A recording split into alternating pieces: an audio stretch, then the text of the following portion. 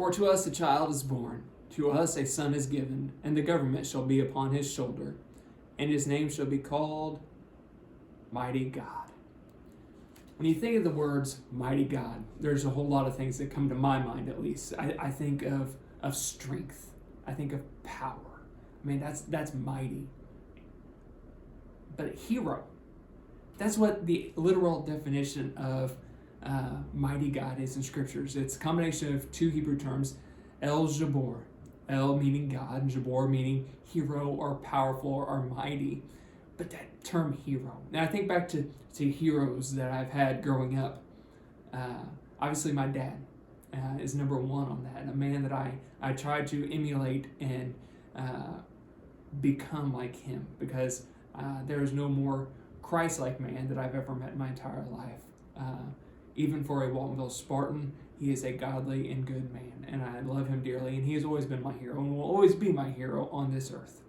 But that said, I've had other heroes growing up, baseball players I looked up to, superstars that are out there in the world, but the immortal Hulk Hogan has always been one of my heroes.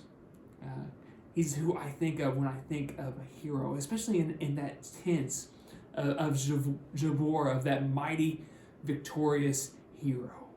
That strength, the 24-inch python, saying his prayers and eating his vitamins, body slamming Andre the Giant at WrestleMania 3 at the Pontiac Silverdome in front of 90,000 people. I mean, that's it. That's him. And I remember growing up and seeing my first time being at a wrestling event in Springfield, Illinois at the Prairie Capital Center with my dad and my aunt and uncle and his sons at the time, and seeing Hulk Hogan and hearing that music come out to face the big boss man. I mean, I can remember it like it was yesterday. The feelings of, that is Hulk Hogan. He is so strong. Nobody can beat Hulk Hogan. That's how we need to look at God. As that childlike looking at Hulk Hogan and thinking, nobody can take him out.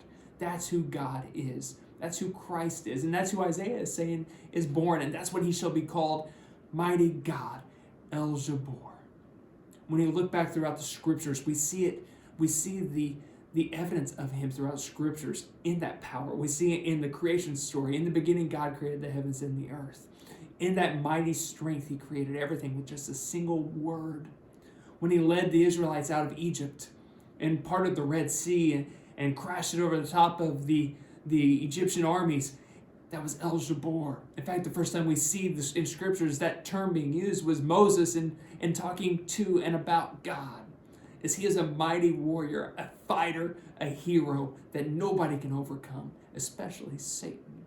And we see it throughout the history of the Israelite people with Joshua marching around the city walls of Jericho, and the walls come tumbling down. You know, when Joshua fit the battle of Jericho, as the King Elvis would say. I still don't understand the fit the battle of Jericho, but that's neither here nor there. And Gideon going into battle with just a few men because God wanted to show them both, Joshua and Gideon, and every other leader of his armies did, that he was in control.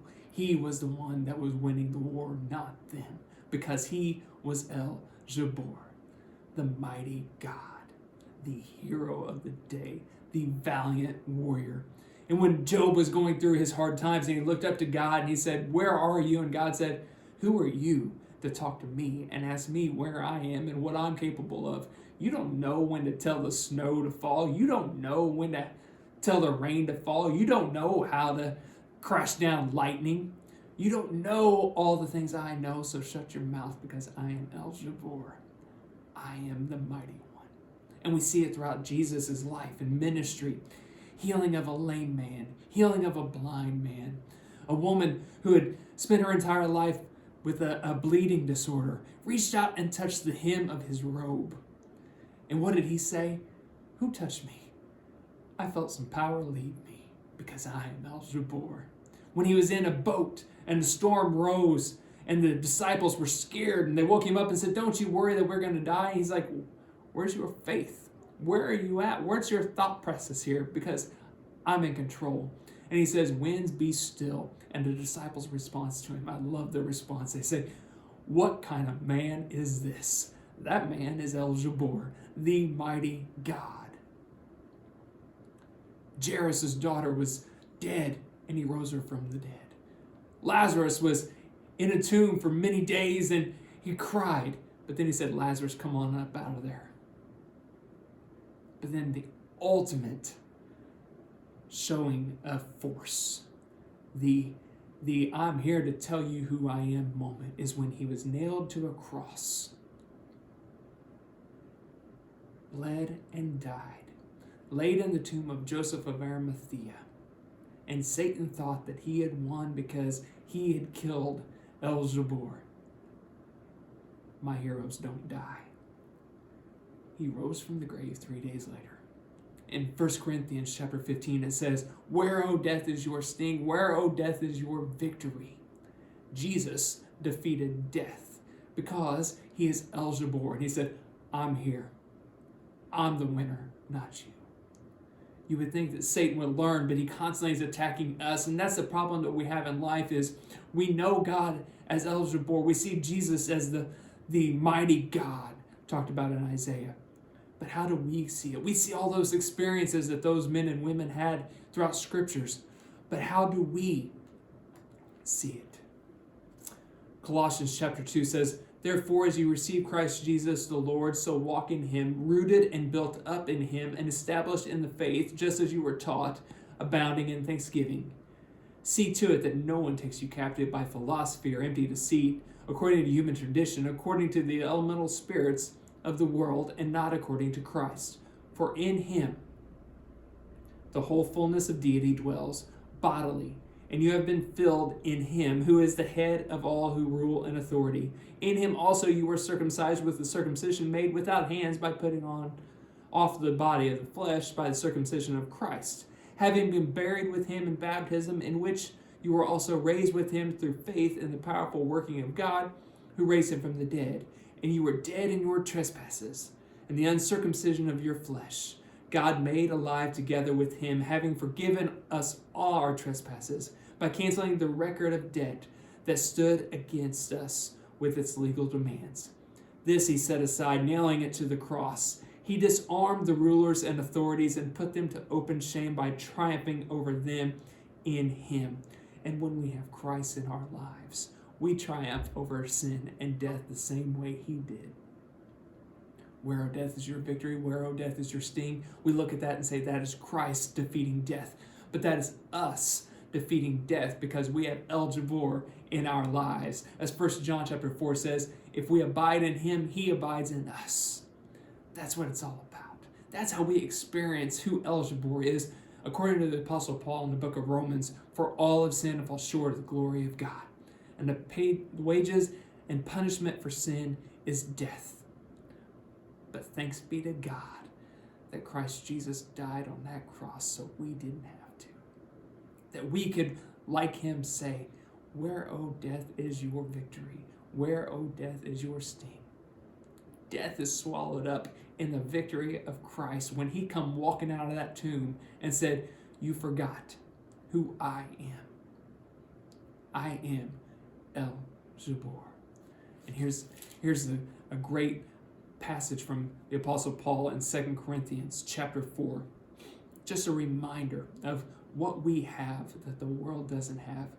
We have this treasure in jars of clay to show that the surpassing power belongs to God and not to us. We are afflicted in every way, but not crushed. Perplexed, but not driven to despair. Persecuted, but not forsaken. Struck down, but not destroyed. Always carrying in the body the death of Jesus, so that the life of Jesus may also be manifested in our bodies. Think about that. When we have him, we are manifested in him, that we have him in us. So whatever struggle, whatever battle, whatever issue you have facing you today, and I know there's a lot of, just pardon my French here, there's a lot of crap out there that we are going through and we are dealing with. El Jabbar is fighting for you. El Jabbar is fighting with you. El Jabbar is fighting in you. The mighty God who saves. the one who parted the Red Sea, the one who spoke everything into being, the one who told Joshua, march around the city of Jericho and don't pick up a sword. I've won this battle already. The one who told Gideon, I know you're going up against a great big army, but I want you to cut down your massive army to 300 men and go into battle because it's not them that's fighting, it's me, genius. It's that God who tells the lightning when to crash, who knows where the snow is stored in the laden storehouses.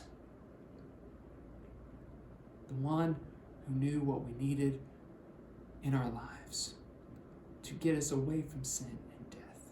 His Son, who was born in a manger, but died on a cross and rose from a grave, who said, death has no power over me or anybody who is in me.